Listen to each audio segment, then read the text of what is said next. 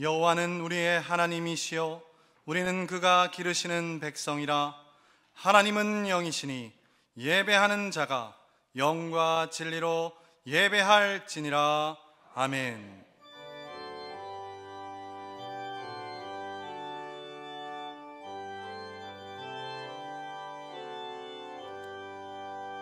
지난 일의 동안에 예수 인도했으니 주의 전에 모여서 감사 찬송합니다.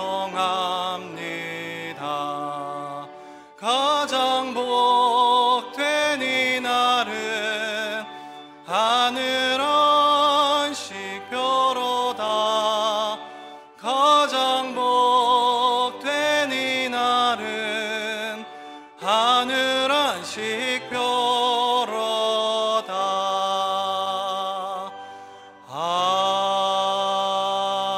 아멘.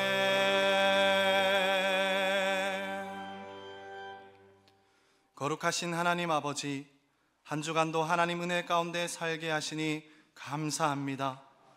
하지만 우리는 입술로는 회개하였으나 행동으로는 바뀐 것이 없었고, 말로는 사랑을 외쳤으나 실천으로 옮긴 것이 없었음을 이 시간 고백하오니 우리의 모든 죄악과 허물을 용서하여 주옵소서. 이제는 계속해서 지난 한 주간 우리의 잘못을 돌아보며 침묵으로 고백의 기도를 드립니다.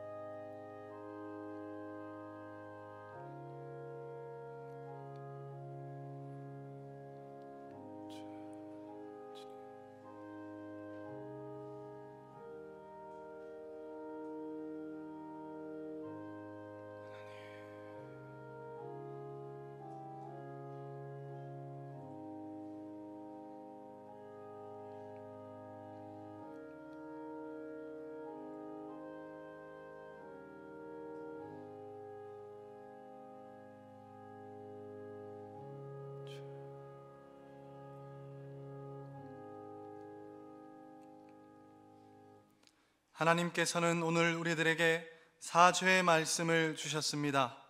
그의 노염은 잠깐이요 그의 은총은 평생이로다. 아멘. 나는 전능하신 아버지 하나님 천지의 창조주를 믿습니다. 나는 그의 유일하신 아들 우리 주 예수 그리스도를 믿습니다.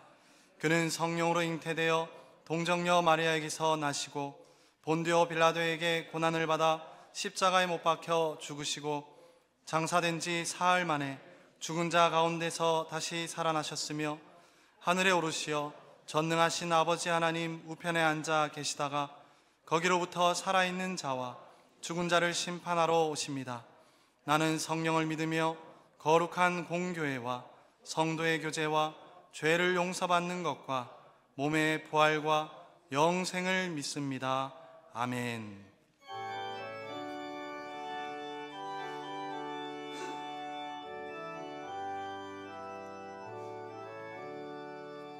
예수를 나의 구주 삼고 성령과 피로써 거듭나니 이 세상에서 내 영혼이 하늘의 영광 누리도다. 이것이 너의 간증이요 이것이 나의 찬송일세. 나 사는 동안 끊임없이 구주를 찬송하리로다. 온전히 주께 맡긴 내 영, 사랑의 음성을 듣는 중에 천사들 왕래하는 것과 하늘의 영광 보리로다. 이것이 나의 간증이요, 이것이 나의 찬송일세. 나 사는 동안 끊임없이 구주를 찬송하리로다. 주 안에 기쁨 누림으로 마음의 풍랑이 잔잔하니 세상과 나는 간 곳 없고 구속한 주만 보이도다. 이것이 나의 간증이요, 이것이 나의 찬송일세.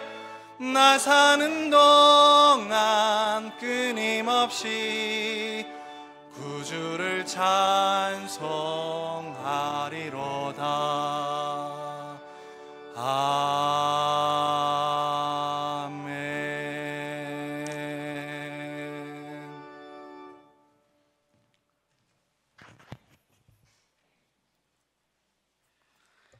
하나님 아버지, 감사합니다. 영광과 존귀를, 경배와 찬양을 주님께 올려드립니다. 주님만이 홀로 받으시고 하늘로부터 내려오는 주님의 한량없는 은총이 예배하는 우리 한 사람 한 사람에게 이슬처럼 내리게 인도하여 주시옵소서. 어느덧 2023년 11월의 마지막 주일, 올해도 이제 한 달 남짓 남았습니다. 지나온 11개월의 세월 속에 함께 하신 주님의 사랑의 흔적들을 우리가 잊지 않고 기억하며 우리의 신앙이 나약해질 때 다시 되새김질하며 흔들림 없이 믿음의 길을 걸어가게 붙들어 주시옵소서. 하나님 아버지, 이스라엘과 팔레스타인 간에 되풀이되는 보복과 보복의 끊임없는 전쟁 속에 많은 생명과 재산이 무너져 버려 어려움에 처해 있는 그 땅에, 그리고 우크라이나와 러시아의 전쟁으로 또 많은 인명의 희생과 폐허가 된 그 땅에 주님, 이제는 서로의 분노와 증오의 총성이 완전히 멈추고 십자가에 못 박혀 피 흘려 돌아가신 주님의 용서와 사랑의 꽃이 피어나게 하여 주시사 그 땅들의 상처난 영혼들이 치유받고 회복되는 역사가 일어나게 도와주시옵소서. 하나님 아버지, 우리가 세상에서 복을 누리는 데만 얽매이지 않게 하시고 아버지 안의 행인과 나그네와 같은 우리의 삶 속에서 영원을 사모하는 소망을 갖게 하셔서 우리들의 인생의 삶이 말씀과 성령의 은혜로 뜨거워져서 삶의 자리자리에서 예수 그리스도의 향기를 날리는 행복하고도 신나는 그리스도의 사람들로 살아가게 인도하여 주시옵소서. 이런저런 어려움에 우리 성도들에게 주님의 위로와 회복의 은총을 베풀어 주시사 특별히 육체의 나약함과 삶의 궁핍과 번민 가운데 있는 성도들에게 주님이 내미시는 용기와 소망의 손을 붙잡게 하시고 고난을 털고 다시 일어나 새롭게 펼쳐질 삶의 가운데서 십자가를 바라보며 춤추며 노래하며 걸어가게 인도하여 주시옵소서. 우리 믿음의 성도들이 우리의 삶 가운데 선한 행실로 맛을 내는 소금의 삶을 살게 하여 주시사 세상 사람들은 말과 권력과 물질로 자기의 존재를 과시하지만 우리 믿음의 성도들은 하나님 앞에서 진실한 삶으로 우리의 존재를 증명하는 삶을 살아가게 인도하여 주시옵소서. 사랑하는 우리 교회 서현교회가 사랑의 베데스다 연못이 되어서 세상에서 상처받고 소외당하는 영혼들이 말씀의 은혜와 치유의 기적을 경험하게 하시고 힘들고 어려운 이 땅의 삶 속에서 언제나 소망과 자신감을 회복하는 생명의 용광로가 되게 하여 주시옵소서. 시온 찬양대의 귀한 찬양을 주님 홀로 받으시고 목사님께서 선포하시는 오늘의 강단의 말씀이 우리의 고난의 인생살이 가운데서 생명의 힘으로 우리를 이끌어가게 역사하여 주시옵소서.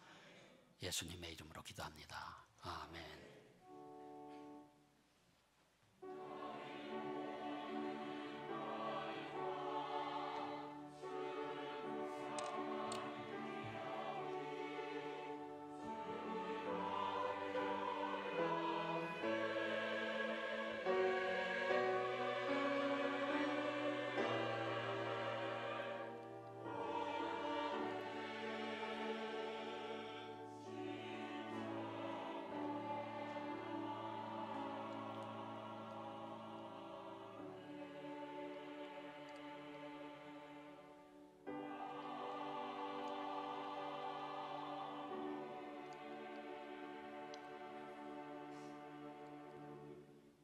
거룩한 주일을 맞이하여 예배하는 우리 모두에게 하나님의 은혜와 평강이 가득하기를 축복합니다. 이 시간 우리 옆 사람과 손을 들고 하나님께 영광 돌립시다. 인사하겠습니다. 하나님께 영광 돌립시다. 교회 소식을 말씀드리겠습니다. 오늘 우리 교회에 처음 오신 분들을 환영합니다. 등록하기를 원하시는 분은 안내위원에게 도움을 받으시기를 바랍니다. 다음 주일부터 대림절이 시작됩니다. 오신 예수님을 기억하며 다시 오실 주님을 기다리는 절기가 되기를 바랍니다. 2023년 하반기 새가족 환영 예배가 12월 10일 주일 오후 1시 30분에 있습니다. 태신자들을 등록하게 해주시고 등록한 새가족들은 주어진 절차에 따라 교육에 임해 주시기 바랍니다. 12월 행사 일정이 주보에 나와 있습니다. 일정을 보시면 성탄 축하의 밤, 성탄절 음악 예배, 성탄 축하 예배, 항존직 은퇴식, 송구 영신 예배, 온가족 신년 특별 새벽 기도회까지 일정이 나와 있습니다. 일정을 살펴보시고 참여해 주시기 바랍니다. 행복 큐 축제가 다음 주일 오후 2시 교육일관에서 있습니다. 큐티 리더들은 모두 참석해 주시고 관심 있는 성도님들 또한 함께 참석해 주시기 바랍니다. 유아 세례식 신청은 12월 3일 다음 주일까지 사무실로 신청해 주시고 유아 세례식은 12월 25일 성탄절 2부 예배에 있습니다. 자세한 일정은 주보를 참고해 주시기를 바랍니다. 섬김 광고입니다. 충정로 산목장 이춘자 집사님께서 전도용 수세미 300개를 기증해 주셨습니다. 귀한 섬김에 감사드립니다. 슬픈 소식이 있습니다. 부가현 사목장의 이순덕 권사님께서 하나님의 부르심을 받으셨습니다. 빈소는 신촌 세브란스 병원 장례식장입니다. 오늘부터 내일 모레까지 장례 일정이 진행될 예정입니다. 자세한 일정은 정해지는 대로 추후 문자로 알려드리도록 하겠습니다. 슬픔 가운데 있는 유족들을 위로해 주시고 기도해 주시기를 바랍니다. 오늘부로 사임하는 교육자가 있어서 소개를 드립니다. 비전 땅 씨앗부를 담당하셨던 박지희 목사님과 비전 산 하늘을 담당하셨던 하경수 목사님이 사임합니다. 이 시간 잠시 전별금을 전달하는 시간을 갖도록 하겠습니다. 네, 박지희 목사님 앞으로 나와 주십시오.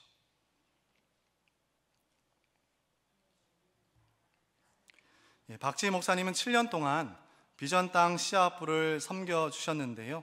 그 섬김에 감사하여 이 시간 재정부장 장로님 나오셔서 전별금을 전달할 때 우리 박수로 함께 하도록 하겠습니다.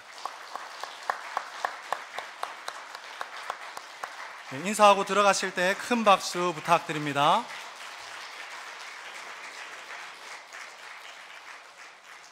계속해서 사임하는 직원이 있어 소개를 드립니다. 11월 30일부로 이상신 사무관사님이 사임합니다. 2024년 요람 1차 시안을 본당 입구 좌측편 벽에 게시해 놓았습니다. 재직들은 사진과 연락처 등을 확인하시고 수정할 부분들을 수정해 주시면 반영하여서 요람을 제작하도록 하겠습니다. 오늘 등록한 새 가족이 있어서 소개를 드리겠습니다. 세 분의 새 가족분들이 등록해 주셨는데요. 제가 이름을 부르면 그 자리에서 인도자와 함께 일어나 주시면 좋겠습니다. 김명성 권사님께서 인도해 주신 김수경 성도님, 자리에서 일어나 주시기 바랍니다. 유교순 집사님께서 인도해 주신 이동현 성도님, 네. 현양임 권사님께서 인도해 주신 이종근 성도님, 우리 모두 기쁜 마음으로 우리 주보를 들고 환영하도록 하겠습니다. 감사합니다. 잘 오셨습니다. 예배를 마치신 후에 안내를 받아주시면 되겠습니다. 자리에 앉아주시면 감사하겠습니다. 나머지 교회 소식은 우리 주보를 참조하시면 되겠습니다. 이제 찬송가 407장입니다.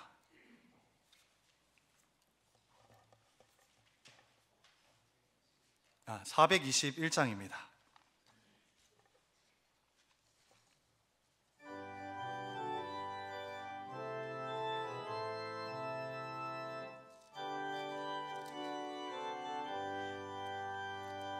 내가 예수 믿고서 죄 사함 받아 나의 모든 것 다 변했네. 지금 내가 가는 길 천국 길이요 주의 피로 내 죄가 씻겼네. 나의 모든 것 변하고 그 피로 구속 받았네.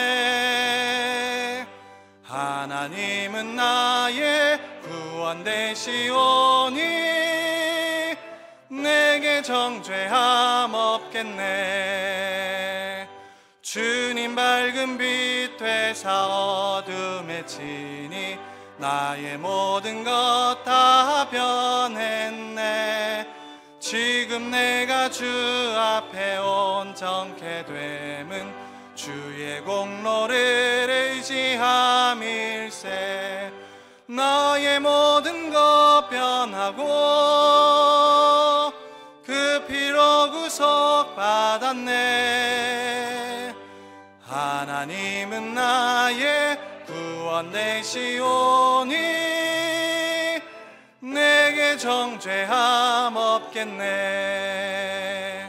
내게 성령 임하고 그 크신 사랑 나의 맘에 가득 채우며 모든 공포 내게서 물리치시니 내 맘 항상 주 안에 있겠네. 나의 모든 것 변하고 그 피로 구속 받았네.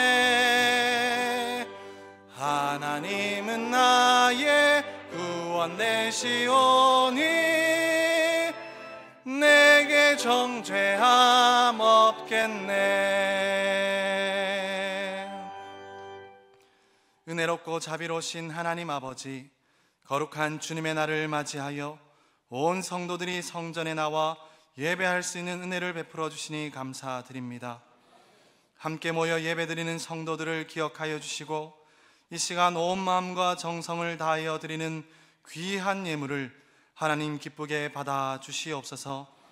말씀에 순종함으로 구별하여 드리는 11조와 삶에 베풀어 주신 감사와 그 마음을 담아 드리는 감사 헌금과 여러 가지 목적으로 정성껏 드리는 손길들을 기억하여 주시고 크고 놀라운 하나님의 은혜로 채워 주시옵소서. 기도하는 제목마다 하나님의 때에 응답되는 역사와 매일에 주어진 삶 속에서 감사와 은혜가 넘칠 수 있도록 하나님 인도하여 주시옵소서. 하나님께서 친히 세워주신 가정이 늘 형통하고 평안할 수 있도록 인도해 주시고 허락하신 직장과 생업 속에도 물질의 복을 내려주셔서 하나님의 영광을 드러내는 축복의 통로가 될 수 있도록 은혜를 베풀어 주옵소서. 길이요 진리요 생명이 되시는 예수님의 이름으로 기도하옵나이다. 아멘.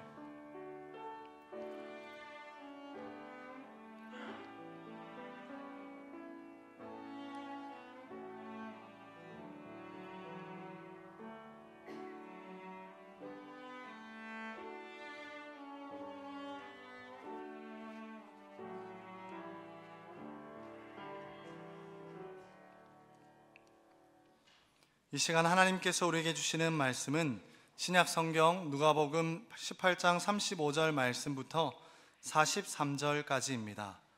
신약 성경 누가복음 18장 35절 말씀부터 43절까지 한 절씩 말씀을 교독할 때 이 말씀을 통해서 하나님 음성 듣기를 원합니다. 여리고에 가까이 가셨을 때에 한 맹인이 길가에 앉아 구걸하다가 그들이 나사렛 예수께서 지나가신다 하니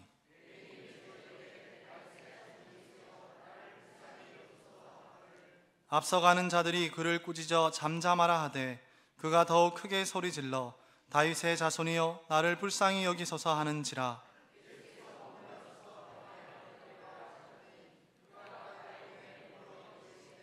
내게 무엇을 하여 주기를 원하느냐? 이르되 주여 보기를 원하나이다.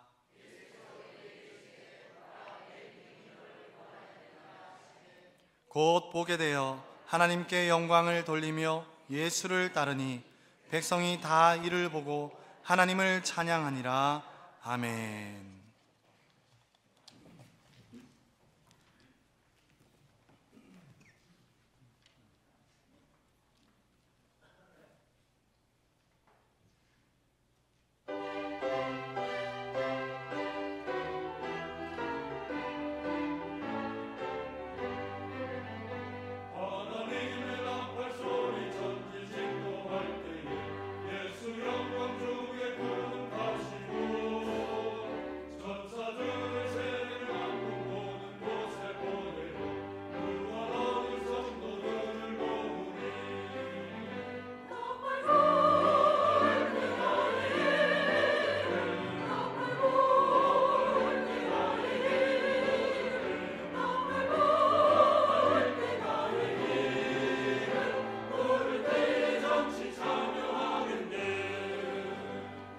어둠 속에 잠자던 자 그때 다시 일어나 영화로운 부활 승리 얻으리.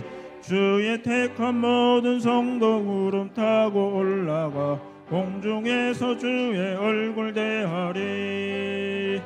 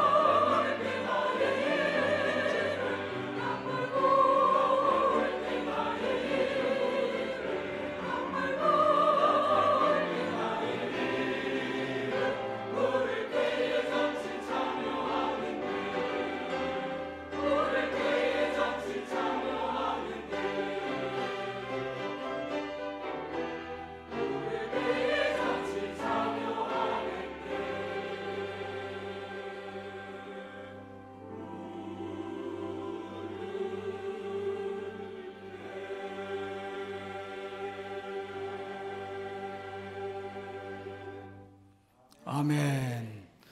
우리 시온 찬양대에 귀한 찬양 감사를 드립니다. 우리 찬양대 감사와 하나님께 영광의 박수 드리겠습니다.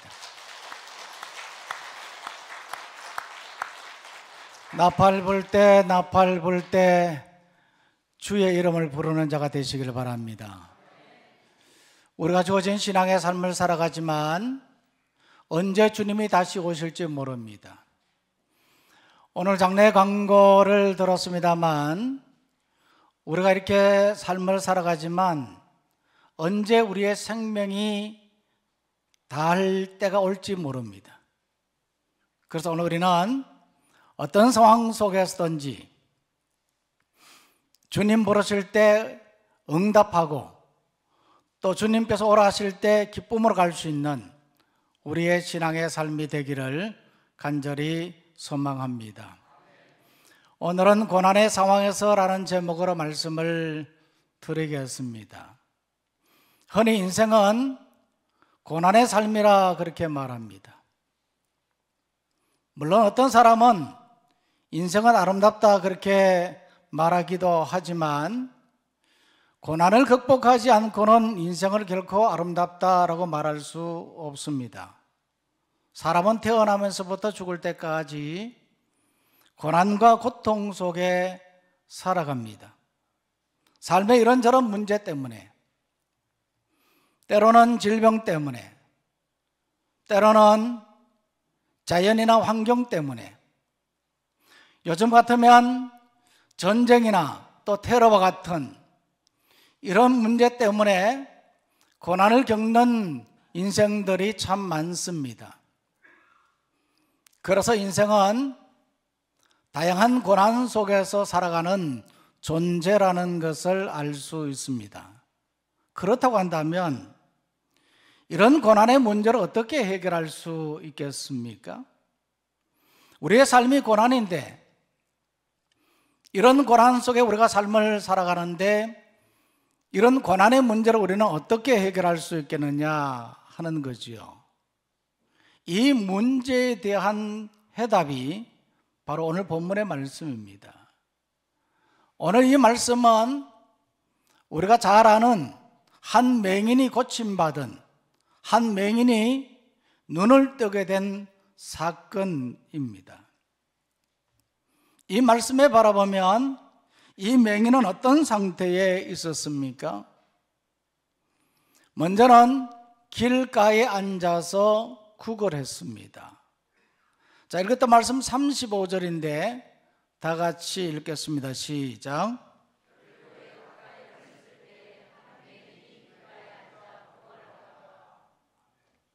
이 말씀에 보면 여리고에 가까이 가셨을 때에 그렇게 말하고 있죠. 이 말씀의 배경은 여리고입니다. 여리고는 예루살렘에서 북동쪽 약 24km 정도 떨어진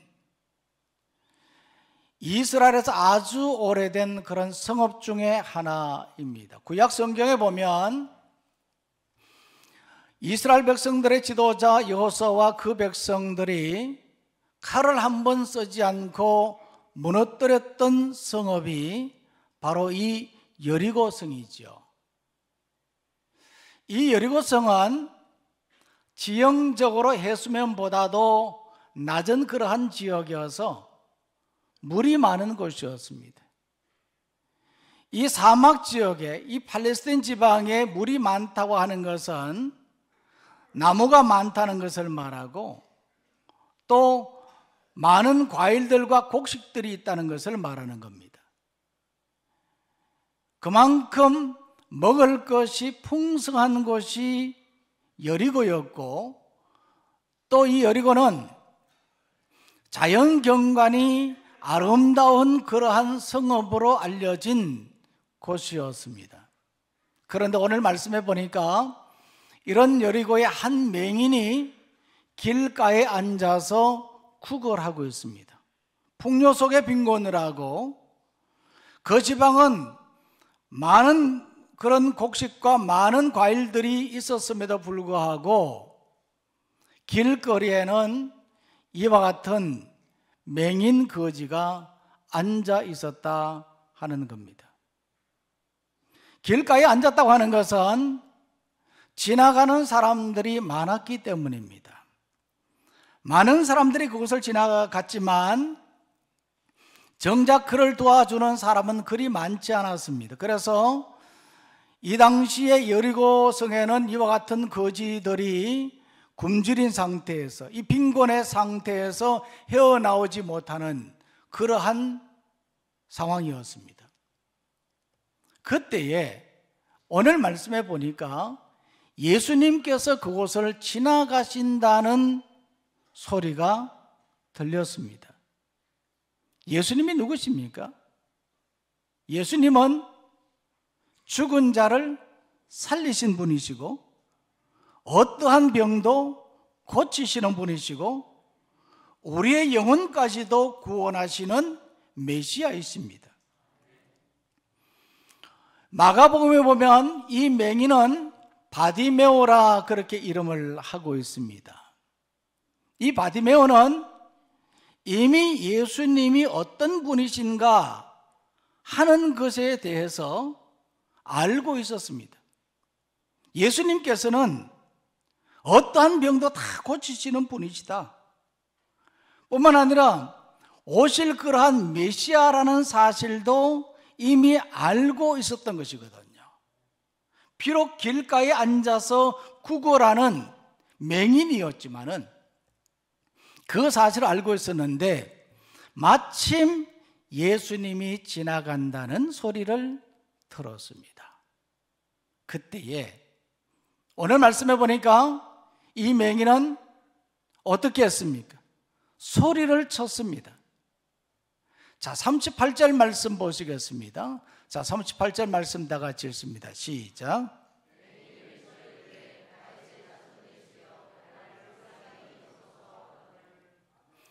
이 말씀에 보니까 맹인이 외쳐 이르되 그랬잖아요. 이 맹인이 뭐라고 외쳤습니까? 다윗의 자손 예수여 나를 불쌍히 여기소서. 맹인이 이와 같이 외쳤던 것은 그가 처한 상황이 절박했기 때문에 그 절박한 상황 때문에 이와 같이 외쳤기도 했겠지만은 그러나 이것보다도 더 중요한 것은 그가 예수님이 누구신가를 알았기 때문입니다. 할렐루야. 예수님은 죽은 자를 살리시고 어떠한 병도 자신의 눈도 뜨게 해주실 그러한 분, 그의 영혼까지도 구원해 주실 메시아라는 사실을 확신했던 것이거든요. 그래서 예수님이 지나간다는 소리를 듣고 맹인 바디메오가 외쳤던 것이거든요. 다윗의 자손 예수여 나를 불쌍히 여기소서. 오늘 우리들도 절망적인 상황보다도 예수님이 누구신지 알기를 원합니다. 예수님이 누군지를 알면 이 절망적인 상황 속에서도 소리내어 예수님께 기도할 수가 있습니다. 그러면 예수님께서 맹인의 소리를 들었던 것처럼 오늘 우리의 기도도 하나님께서 들으시고 응답해 주시리라 믿습니다. 맹인이 이와 같이 간절하게 부르짖었던 것은 그는 예수님을 알았고 그의 삶의 근본적인 문제의 해답을 구하기 위함이었습니다. 그런데 그때의 제자들이 어떻게 행동했습니까? 이 말씀에 보니까요, 소리치는 그 맹인을 향해서 이 39절에 보니까 꾸짖어 잠잠하라 그렇게 말했거든요. 뭐 때문입니까? 왜 이 제자들이 맹인을 꾸짖었습니까? 한마디로 말하면 이 맹인에 대해서 알지 못했기 때문입니다. 맹인이 지금 얼마나 절박한 그런 상황에 있었는가 이것을 알지 못했기 때문에 꾸짖어 잠잠하라 그렇게 말했던 거죠. 적어도 예수님의 제자라고 한다면 예수님의 관심이 무엇이고 예수님이 오신 목적이 무엇이며 예수님이 하시는 일들이 무엇인가 하는 것에 대해서 알아야 될 터인데도 불구하고 이 제자들은 오로지 예수님을 따르는 데만 관심이 있었던 것이거든요.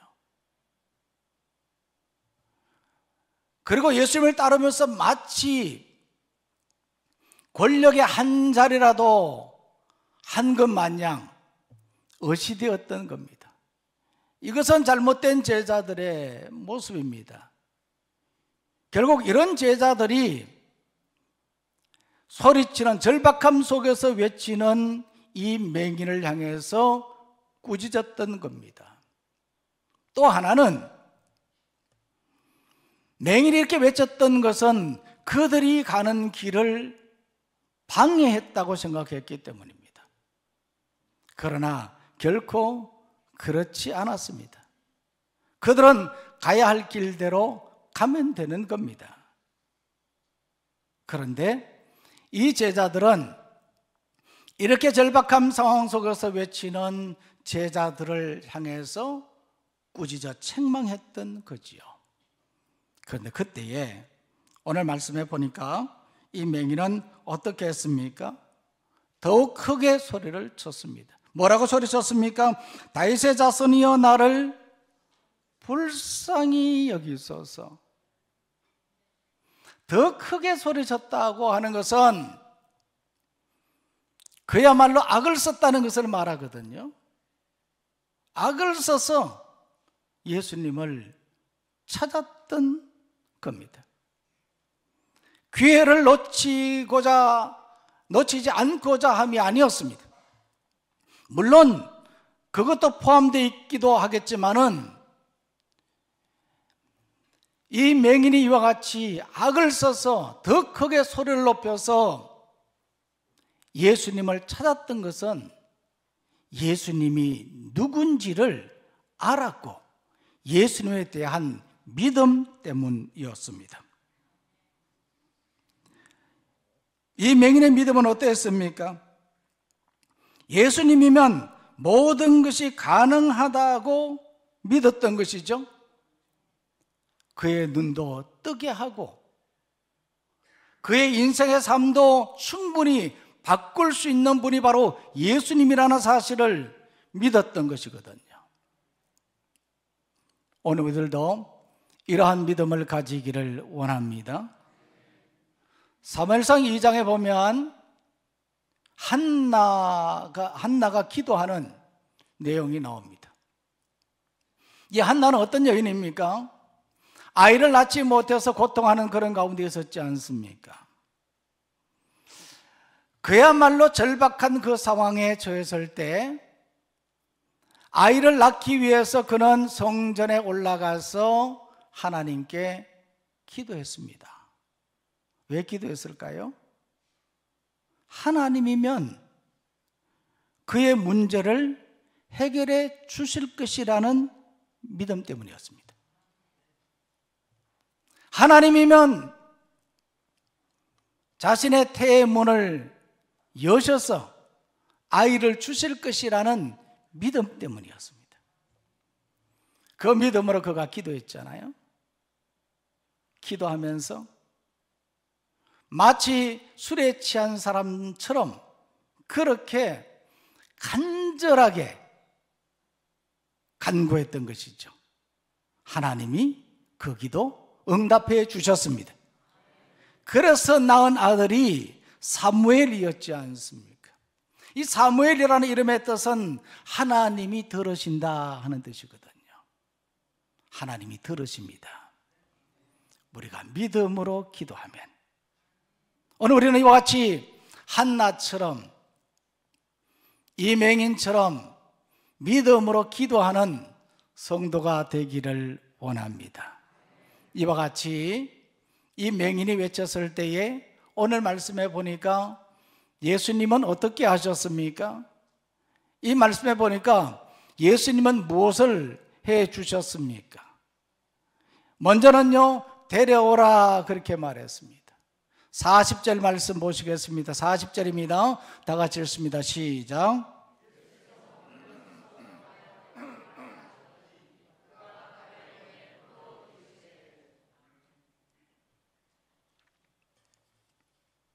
이 말씀해 보니까 맹인이 소리쳤었을 때 예수님께서 머물러 서서 명하여 그를 데려오라 그렇게 이야기했습니다. 예수님께서 머물러 섰다고 하는 것은 맹인이 외치는 그 소리를 들었다는 겁니다. 그러면 이 맹인이 크게 소리를 외쳤을 때 그제서야 예수님께서 들으셨겠습니까? 이미 예수님께서는 이 맹인의 그 상황을 알고 계셨고 그의 간절함과 또 그의 믿음을 알고 계셨습니다. 할렐루야. 그런데도 불구하고 이와 같이 예수님께서는 머물러 섰던 것입니다. 이와 같이 머물러 서서 오늘 이 말씀에 보니까 뭐라고 말하고 있습니까? 그를 데려오라 그렇게 말했거든요. 데려오라. 그러고 난 다음에 이 말씀에서 41절 말씀에 보니까 맹인의 소원을 물으셨습니다. 자, 41절 말씀 다 같이 읽습니다. 시작.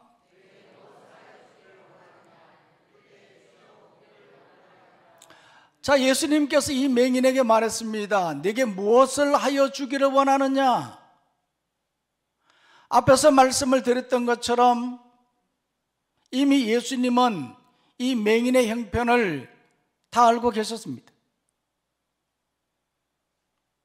그가 지금 무엇을 원하는지, 어떤 상황에 처했는지, 그의 간절함과 그의 믿음을 다 알고 계셨습니다. 그럼에도 불구하고 예수님께서 내가 무엇을 하여 주기를 원하느냐 그렇게 물었던 것은 무엇 때문이겠습니까?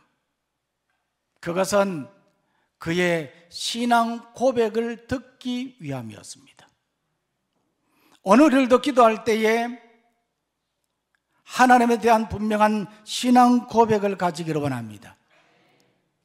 이 말씀에 보니까 예수님께서 이와 같이 말했을 때 이 맹인이 뭐라고 말했죠? 주여, 포기를 원하나이다 그렇게 말했어요. 여기서 말한 이 주여 이 단어 속에는요 이 맹인의 신앙 고백이 다 포함되어 있습니다. 주라는 말은 나의 주님이시다, 나의 주인이시다, 내 인생의 전부가 바로 주님께 있습니다, 이 뜻이지 않습니까? 우리가 기도할 때 주여 그렇게 외칩니다. 이 단어, 이 주여라는 이 말 한마디 속에 우리의 신앙 고백이 다 포함되어 있는 것이거든요. 그래서 우리가 일일이 구하지 않아도 우리 하나님은 다 아십니다. 주여 하면 이 말 속에 이미 우리의 믿음도 우리의 신앙 고백도 다 포함되어 있다는 것을 말하는 거거든요. 그래서 주여 포기를 원하나이다 그랬어요. 이 맹인이 본다고 하는 것은요 인생의 가장 근본적인 해답이었습니다. 그는 예수님께 돈을 구하지도 않았고 먹을 것도 구하지 않았고 그를 도와줄 사람을 구하지도 않았습니다. 그는 포기를 원했습니다. 오늘도 삶의 문제를 구하지 않고 해답을 구하시기를 원합니다. 다니엘 기도회 때 김원호 목사님이 그런 이야기 했잖아요. 자꾸 문제만 가지고 우리가 하나님 앞에 구하지 말고 문제가 아니라 해답을 구하라는 거잖아요. 이 맹인은 바로 이와 같이 해답을 포기를 원하나이다. 하나님 내가 지금 안 보입니다, 지금 내가 너무 힘듭니다, 이런 소리 하지 말고 내가 지금 포기를 원한다는 거잖아요. 이와 같이 구했습니다. 그랬을 때 예수님께서 무엇이라고 말했습니까? 42절 말씀 보십시오. 뭐라고 말합니까? 다 같이 읽습니다. 시작. 내 믿음이 너를 구원하였느니라. 너를 구원했다는 말은 완전하게 되었다는 뜻입니다. 육신의 질병도 치유받고 영혼도 구원받았다는 것을 말하거든요. 그런데 이와 같이 이 맹인 바디메오가 눈을 뜨게 되었고 또 그가 구원을 받게 된 것은 무엇 때문입니까? 그가 이와 같이 치유받고 구원받게 된 그 근거가 무엇입니까? 오늘 이 말씀에 예수님께서 뭐라고 말했습니까? 내 믿음이 너를 구원하였느니라. 믿음으로 말미암아 그가 눈을 뜨게 되었고 믿음으로 말미암아 그가 구원함을 받게 되었습니다. 오늘 우리들도 이런 믿음을 갖기를 원합니다. 이런 믿음으로 말미암아 우리가 치유함 받고 구원함을 받기를 원합니다. 이 맹인은 어떤 믿음을 가졌습니까?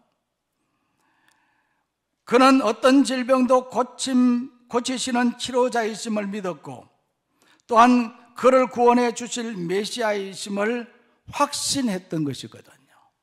성경에 보면요, 예수님이 치유하신 사건들이 많은데 특별히 로마 군대의 백부장 하인이 중풍병에서 고침받은 사건과 12회를 혈류증으로 앓던 여인이 고침받은 사건, 그리고 수로보니게 여인의 딸이 귀신 들림에서 고침받은 그런 사건들의 공통점이 있습니다.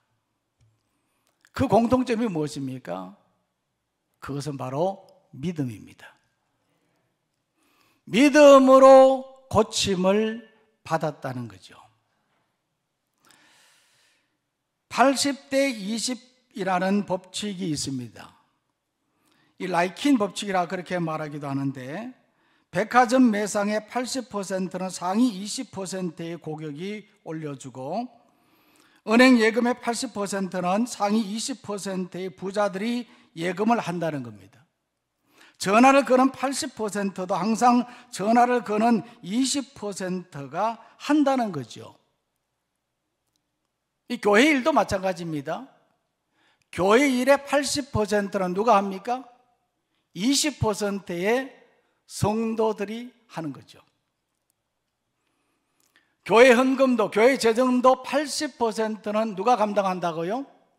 20%의 성도들이 감당한다는 겁니다. 그래서 우리는 어떤 일에든 최소한 20%만이라도 전심전력하면 성공할 수 있다는 것을 말하는 겁니다. 할렐루야. 특히 오늘 우리가 믿음의 삶을 살아가는데, 우리가 믿음이라고 했을 때는 성경 말씀에 보면 겨자씨 한 알만큼만의 믿음만 있어도 이 산을 옮기라 하면, 옮겨서 바다에 던지라 하면 그렇게 될 것이라고 말했거든요. 이처럼 우리 신앙의 삶에 있어서 우리는 최소한의 믿음이라도 가져야 되는 것이거든요.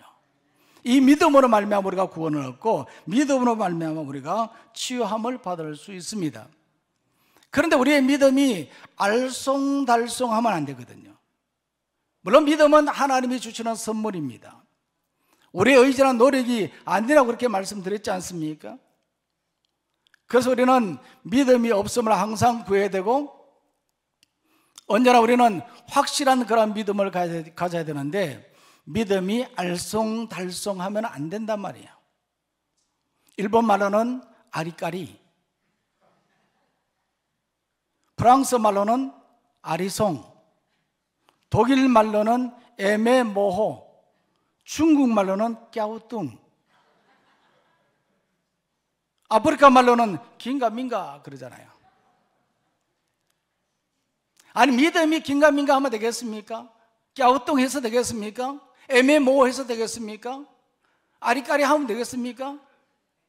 오늘 우리의 믿음의 현주소가 뭡니까? 우리는 확실한 믿음, 이 맹인처럼 절박한 그 상황 때문에 부러지는 것이 아니라 그가 예수님이 누군지 알았고 예수님이면 내 이 모든 문제들도 해결해 주시리라는 그런 확실한 믿음이 있었기 때문에 그가 그렇게 외쳤던 것이죠.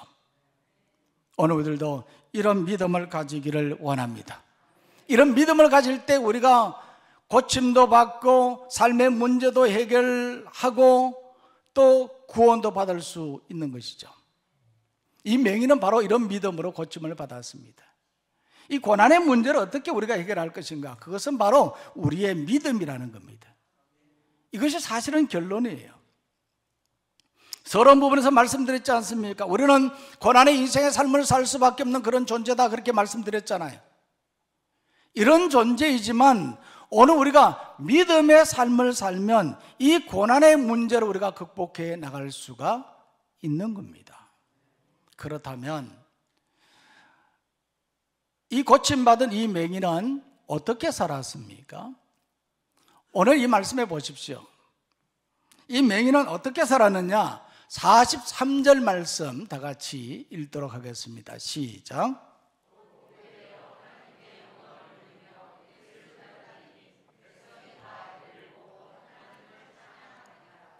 자, 이 말씀해 보니까 곧 보게 되어 그렇게 말했거든요.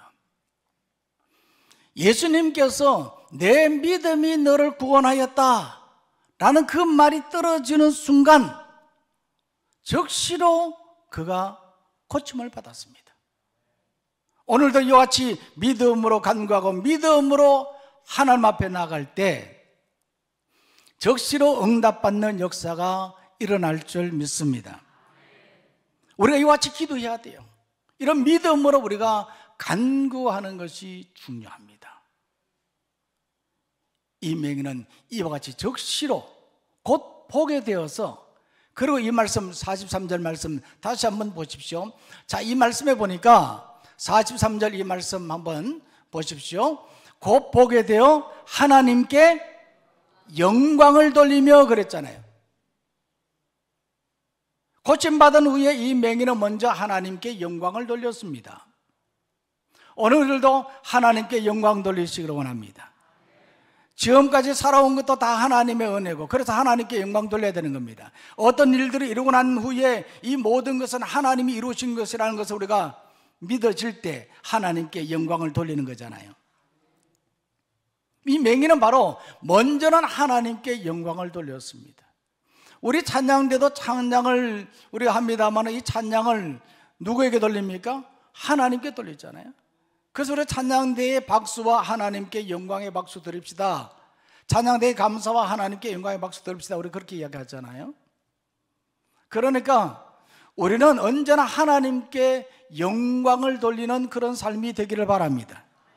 솔리데오 그로리아 그러잖아요.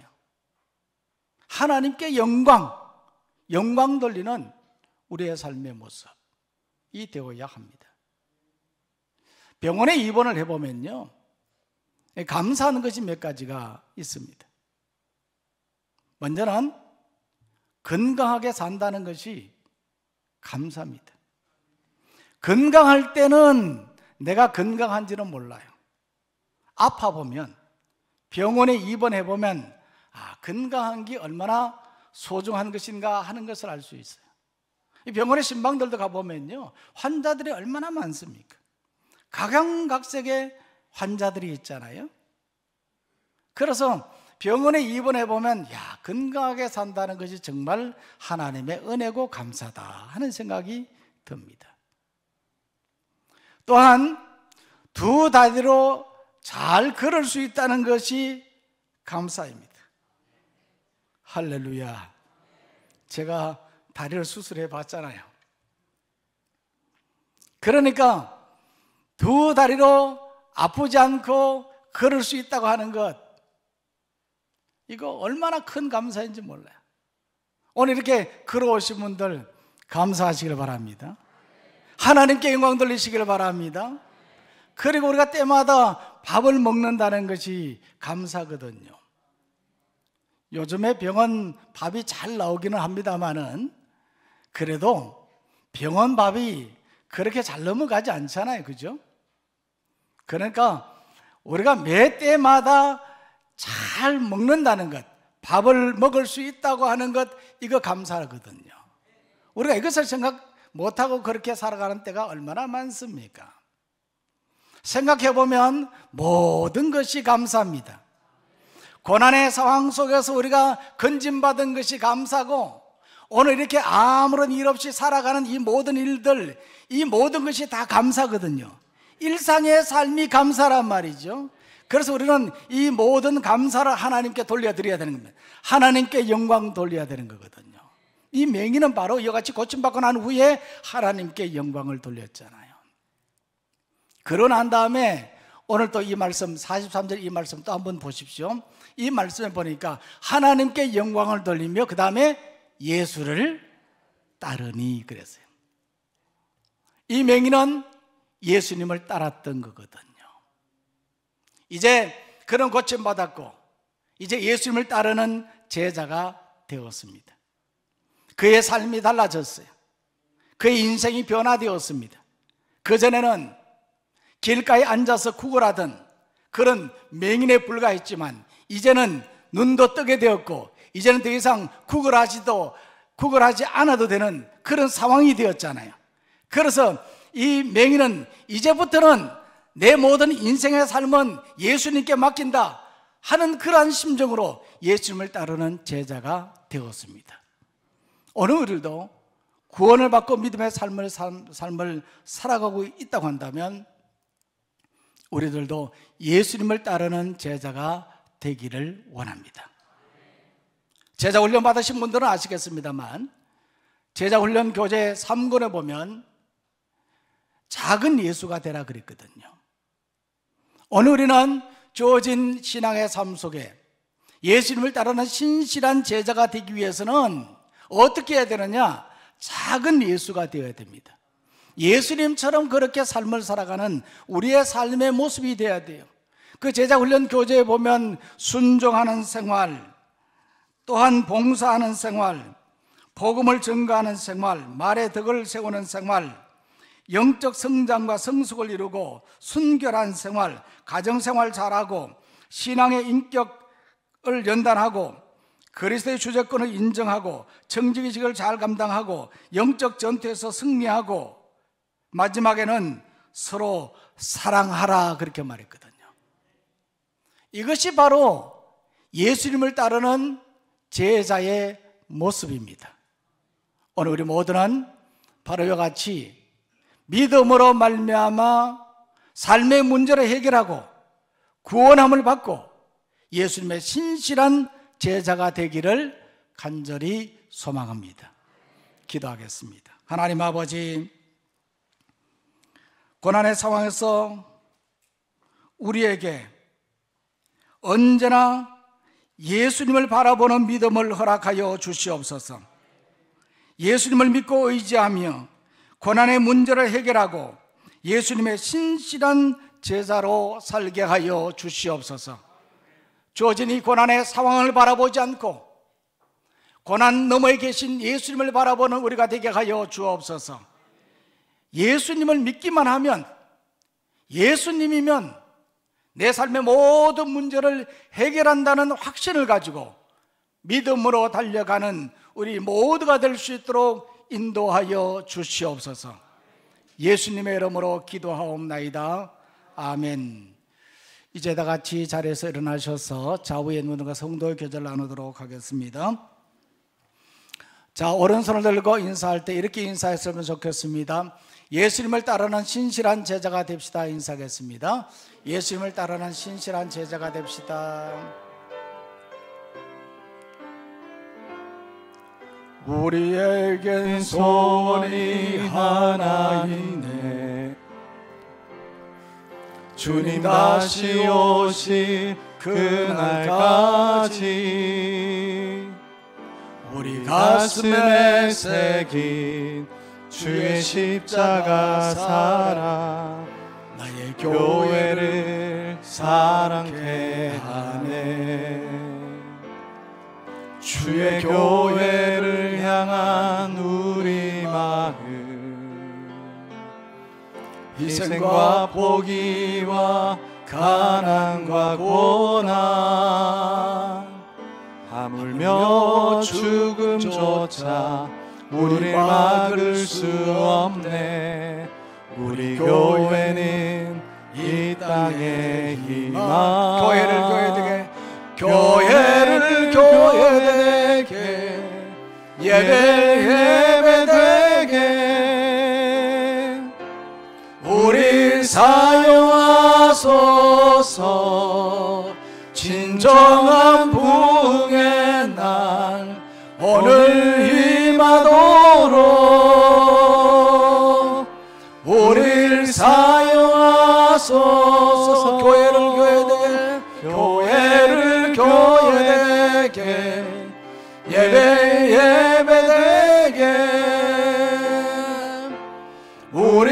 사용하소서. 진정한 부흥의 날 오늘 임하도록 우릴 사용하소서.